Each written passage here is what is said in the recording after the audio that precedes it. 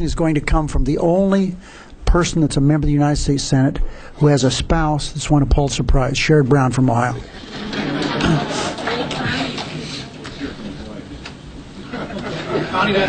Connie. We want Connie. Way better to ask some questions than I am, Mr. President.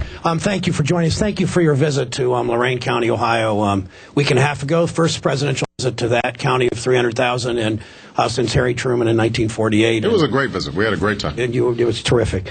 10 miles from there, at Oberlin College, one of the great private institutions of higher learning in this country, at Oberlin College, there was a building built there 7 or 8 years ago, fully powered by solar panels. It's the largest building. It was the largest building in any college campus in America like that. Those solar panels were bought in Germany and Japan, not surprisingly. Germany, a country that has both an energy policy and a manufacturing policy. It's 75 miles west of there is Toledo, Ohio, where you've been several times. And Toledo has more solar manufacturing jobs than any city in America. It begs the question of two things in terms of manufacturing policy and energy policy. We have all kinds of things in so many of our states, manufacturing wind turbine components and solar panel components, but we're the only major industrial country in the world without a manufacturing policy.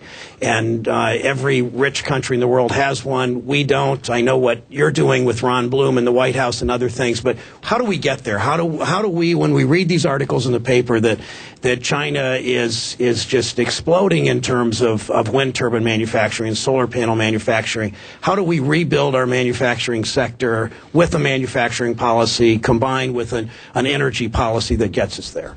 I hope people had a chance to read that article that was in the New York Times, I guess last Sunday, talking about how China is not waiting, it is moving. And already the anticipation is that they will lap us when it comes to clean energy. Now, they're not a democracy, and so they don't debate. And there are no filibuster rules. And so, obviously, over the long term, a system that allows for robust debate and exchange of ideas is going to produce a better result. I believe that. But we have to understand that when it comes to some key issues like energy, we are at risk of falling behind. We've already fallen behind, but it's not irrevocable because we still have the best research. We still have potentially the best technology. We've got the best universities, the best scientists, and as I said, we've got the most productive workers in the world. But we've got to bring all those things together into a coherent whole. Now, I think there are a couple of elements to this. One, in terms of manufacturing generally, you just mentioned Ron Bloom, who we put in charge of a manufacturing task force, is just issuing now a report to me about the direction we need to go to have some coordination when it comes to manufacturing. Now, this is not some big bureaucratic top-down industrial policy. It is figuring out how do we coordinate businesses, universities, government, to start looking at where are our strategic opportunities and then making those investments, filling holes that exist so that we can be competitive with what China's doing or what Germany's doing or what Spain's doing. And my hope is that during the course of this year, we're going to be able to work with all 50 senators, because all of you have a stake in this, to just see where are our manufacturing opportunities and where can we plug some holes in order to make sure that we're competitive internationally. Specifically on clean energy, we know that's an opportunity. I continue to believe, and I'm not alone in this, that the country that figures out most rapidly new forms of energy and can commercialize new ideas is going to lead the 21st century economy. I think that is our growth model.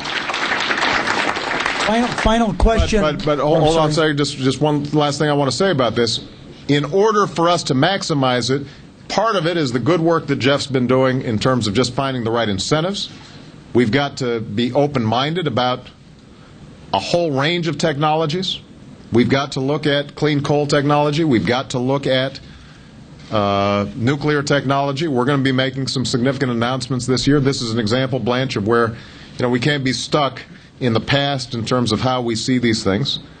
We're not going to be able to ramp up solar and wind to suddenly replace every other energy source anytime soon, and the economy still needs to grow. So we've got to look at how to make existing technologies and options better. But, and this is just the point that I want to make because it came up in New Hampshire yesterday, we still, one of the best ways to be on the forefront in energy is to incentivize clean energy and discourage the old sources or methods that aren't going to work in the future. And so the fact that Joe Lieberman is working with Lindsey Graham, John Kerry has been all over this. The three of them are coming together to try to find a workable bipartisan structure so that we are incentivizing and rewarding the future and understanding that there's a transition so that we've got to make sure that the disruption is minimized as we move into this new energy future. That's going to be vital. So don't give up on that. I don't want us to just say the easy way out is for us to just give a bunch of tax credits to clean energy companies. The market works best when it responds to price. And if they start seeing that, you know what, dirty energy is a little pricier, clean energy is a little cheaper, they will innovate and they will think things through in all kinds of innovative ways. So I want to congratulate specifically John Kerry, Joe Lieberman, and Lindsey Graham, who it probably doesn't help him for me to compliment him, but has been very thoughtful in terms of how they're approaching this issue. So. Final question.